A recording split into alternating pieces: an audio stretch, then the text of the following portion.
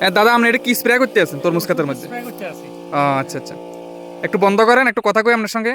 তো এটি আপনার এটা কি ওষুধের নাম কি, কার থেকে পরামর্শ নিয়ে এটা এই দিতে তো আছেন? এই দাদার থেকে পরামর্শ নিচ্ছি এবং কি পাতা কুচকানি আর এটাতে একটা গুনগুনি কই আমরা হ্যাঁ বাংলা ভাষা যেটা আর হ্যাঁ কি। হ্যাঁ হ্যাঁ। তো এটাতে ম্যাক পোকা থাকে আঘাত, এদের একটা সমস্যা আর এটাই পাতাটা কুচকে যেতে আছে, আগাটা হলুদ হয়ে যেতে আছে।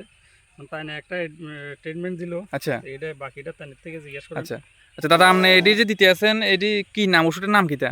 ওষুধটার নাম হচ্ছে মাইডাউট, ঠিক আছে? মাইডাউট, আচ্ছা। সেভিকো অর্গানিক কোম্পানির ওই মাইডাউট এটা ব্যবহার করতেছে তাই নিয়ে কি কারণে লাই? হ্যাঁ কোকড়ানো, ঠিক হুম, আছে? হুম। কোকড়ানি যেটাকে বা আমরা বাংলা ভাষায় এটার কোকড়ানি বলি, সবাই হুম। এই জিনিসটাই বুঝে। হুম তো এই কোকড়ানির জন্য কিন্তু মাইডাউটটা ব্যবহার করা হইতেছে।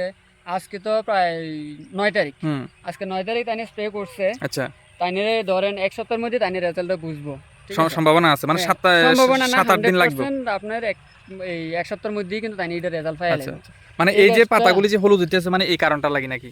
না, এই হলুদটা হচ্ছে আলাদা আচ্ছা, বিষয়। ওই যে কোকড়ানি যেটা, যেগুলি মারা যাইতেছে। হ্যাঁ, যেগুলো কোকড়াই গেছে আচ্ছা, আচ্ছা, পাতাগুলো আচ্ছা। দেখেন, হ্যাঁ, হ্যাঁ, একটার সাথে হ্যাঁ। একটা এই যে দেখেন, হ্যাঁ হ্যাঁ হ্যাঁ, এই জিনিসটা দেখেন, আপনারা সরাসরি দেখাই দিই। হ্যাঁ, হ্যাঁ। কোকড়াই গেছে কিন্তু এই পাতাটা, গেছে, ঠিক হ্যাঁ। আছে? এরকম যেগুলো আছে ওইগুলোর জন্য কিন্তু এই ওষুধটা স্প্রে করানো হইতাছে।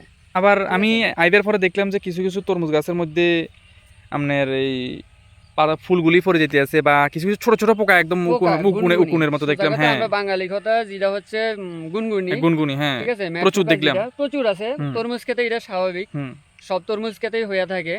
তো ওইটার জন্য নেক্সট স্টেপে নেওয়া হইব, আচ্ছা আচ্ছা, উনি নেক্সটে ব্যবহার করবে, এখন তো না।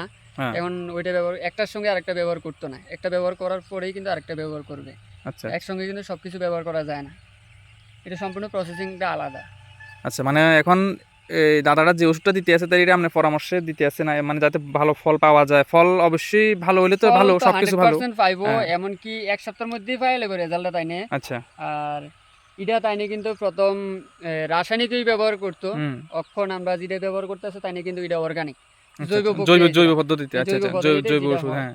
আর জৈব যেটা কিন্তু পদ্ধতি- একদিকে ভালো মনে হয়, জৈব ওষুধটা হ্যাঁ, ভালো। জৈব ওষুধটা তো অ্যাকচুয়ালি ভালোই। আগের হুম। দিনে যখন মানুষ চাষাবাদ করতো তখন কিন্তু জৈব পদ্ধতিতে করতো। জৈব পদ্ধতি, এখন তো অনেক কেমিক্যাল বাড়ি গেছে। হ্যাঁ, সব কেমিক্যাল বাড়িয়ে গেছে, সবাই কিন্তু কেমিক্যাল দিয়ে ইউজ করতেছে।